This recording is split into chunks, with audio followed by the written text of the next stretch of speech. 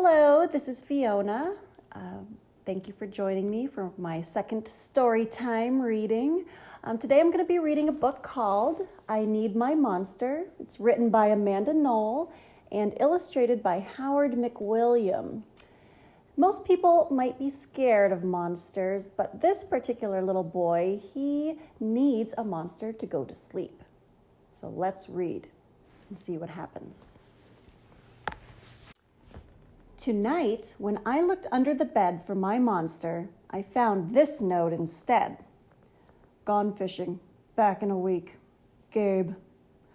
What was I going to do? I needed a monster under my bed. How was I supposed to get to sleep if my monster was gone? I tried to sleep, but it wasn't the same without Gabe. I missed his ragged breathing, his nose whistling, the scrabbling of his uncut claws. How would I ever get to sleep without Gabe's familiar scary noises and his spooky green ooze? It was no use. Gabe would be gone for a week, and I just had to have a monster. I climbed quietly out of bed so my parents wouldn't hear me. Grown-ups have some strange ideas about monsters under beds.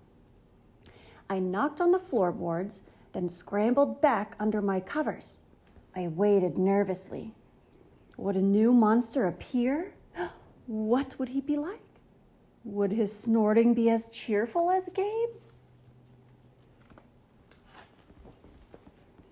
When I heard some creaking under my bed, I knew that the substitute monster had arrived. Good evening, said a low, breathy voice. My name is Herbert, and I will be your monster for the evening. Herbert? What kind of name is that for a monster? You don't sound scary at all. Have you ever scared a kid before? Well, no, but I have read all the best books on the topic. Do you have long teeth and scratchy claws? I asked. No, but I have an overbite, and I'm a mouth breather. Listen.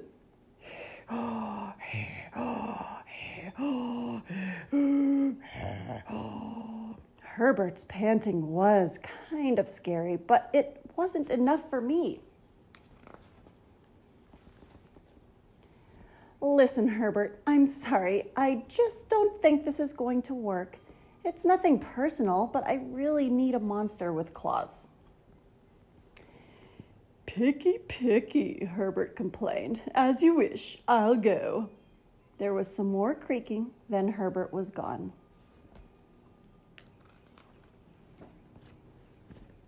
Some scratching warned me that a second monster had appeared. Good evening, he said in a high, silky voice. My name is Ralph. I understand you need a monster with claws. If you would please lean over, I will hold out an arm for inspection. I crouched on the edge of the bed, hoping to see a horrible, shaggy arm with sharp, ragged claws. Instead, I was surprised to see sleekly brushed fur with smooth, shiny claws. Excuse me, I don't mean to be rude, I asked, but is that nail polish on your claws? Yes, it is, Ralph replied. I believe professional monsters should always be well groomed. I could tell that this was not going to work either.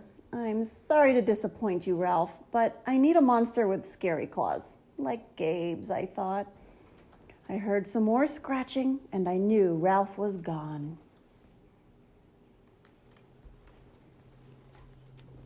A minute later, a third voice from under the bed rasped, Check out these claws, kid. I gathered my courage and peered over the edge. The claws were impressive, jagged and dark and razor sharp. So far, so good. I was a little nervous. Could you stick out your tail? I whispered. Sure, but don't get scared.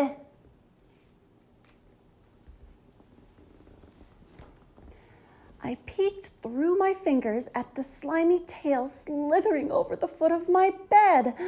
That's when I noticed the bow. "Are you a girl monster?"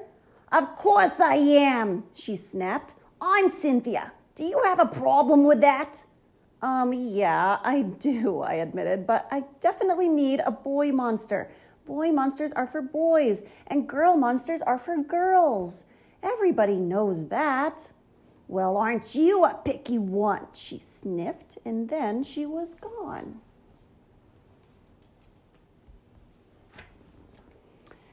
Was I being too picky? No. I knew that my monster needed to be well-clawed and menacing. The whole point of having a monster, after all, was to keep me in bed, imagining all the scary stuff that could happen if I got out.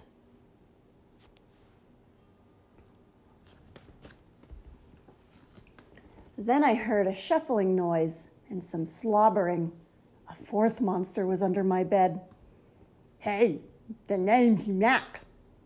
One look at his claws proved that Mac was a big, scruffy boy monster. I shivered. Maybe this one would work out. "Those are excellent claws, but do you have a long tail?" I leaned over to see. "No, my tail is stumpy," Mac slurped, "but I do have an unusually long tongue." "Why would I be afraid of a long tongue?" I asked. "Oh, I don't know," he said, trying to sound terrifying. "You never know when I might lick you." I fell back on the bed, laughing. "Well, if you're not even going to try to work with me," Mac whined. I held in my giggles. "I really don't think you should send me away," he warned. "Kids who reject 5 monsters in one night." "I did not reject 5 monsters tonight," I interrupted. "My regular monster went fishing." "Fishing, eh? Maybe he just left because you're so picky. Fine, I'm out of here, but I wouldn't expect another monster tonight if I were you." How was I ever going to get to sleep without my monster?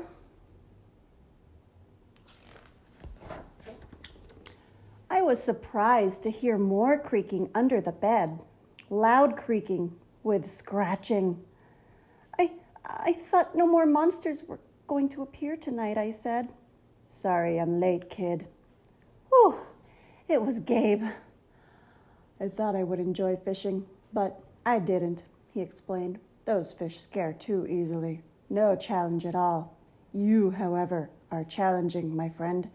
You're almost too old to be afraid of monsters. You keep me on my toes." Ah, toes, a delicious snack. The bed quivered as Gabe's stomach rumbled with hunger.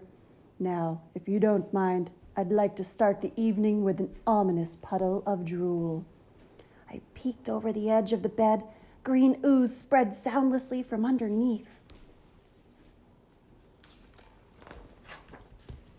Then the bed trembled as Gabe unfurled his spiked tail. He was daring me to guess where he might pop up. I shivered.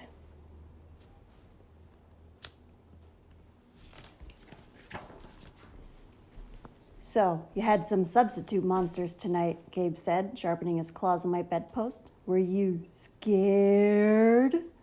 Then Gabe started tapping. I could tell he wanted to know if I still needed him. "No other monster can scare me like you," I giggled, diving under my covers and pulling them up tight. Through the blanket, I heard Gabe's soft, comforting snorts. "Ha, I knew it. We're made for each other," he growled.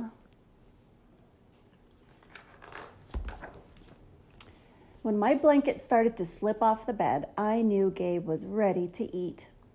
"Now, if you could please stick out your foot," he said. "I'd like to nibble your pinky." I yanked my blanket back up and scrunched my feet in so Gabe couldn't get them. "No toes tonight, but you can have this," I offered, pushing a pillow off the bed. I didn't even hear it hit the floor.